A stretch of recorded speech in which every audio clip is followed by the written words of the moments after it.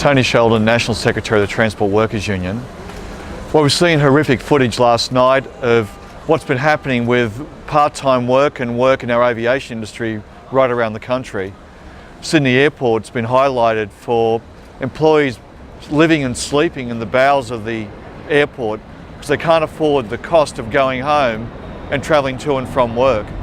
This is a low-wage Americanisation of labour and costs in this country. We've seen Australian jobs Americanised where you can't earn enough when you're working and you're the working poor, where people are living in bedrolls, literally amongst rat dung, on trying to make a living for their families. For those of us that didn't watch 7:30 last night, describe what's happening and why are these workers sleeping on the floor?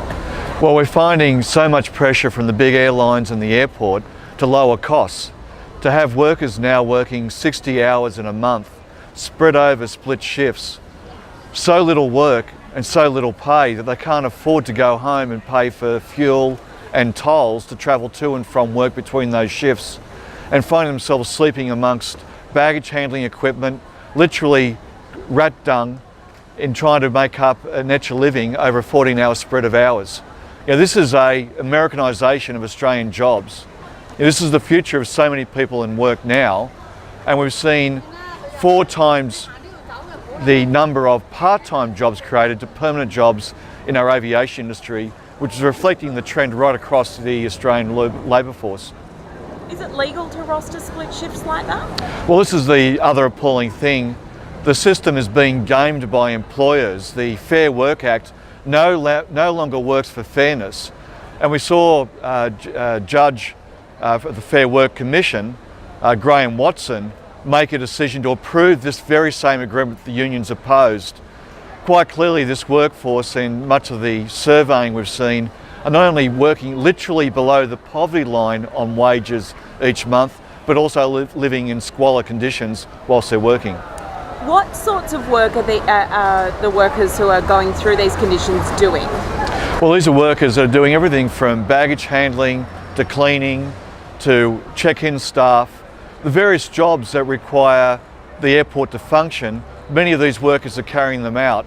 And of course, they're highly exhausted, doing extraordinary hours for very little pay over a large spread of hours per day. They don't see their families.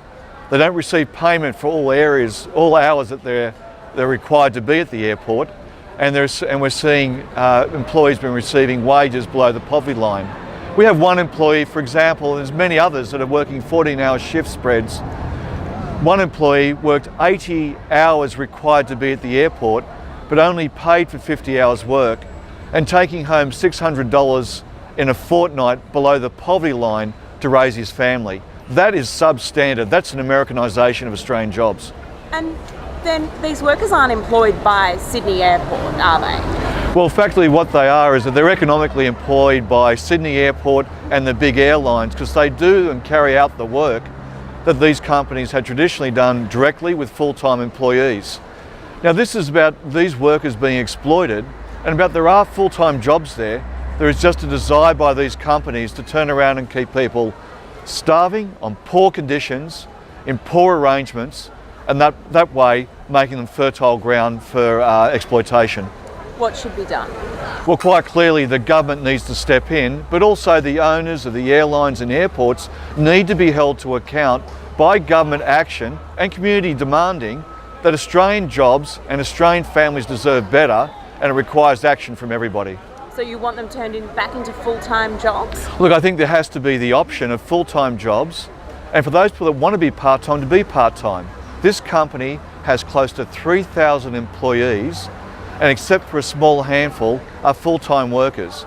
In surveys that we've carried out amongst this workforce, one of the most critical issues that have come up is about having a voice about problems in their workplace, having fairer pay and access to more work that's available but the company won't give them. Have employees asked not to be rostered on split shifts like that? Employees have demanded and requested and pleaded with the company to have proper full-time jobs that are available with this company and across the aviation industry, but they want to make sure, but the company unfortunately has a very clear view.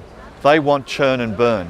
They want a workforce that is compliant and a workforce that is starving to come to work each week rather than one that's busy, happy to come to work and be productive.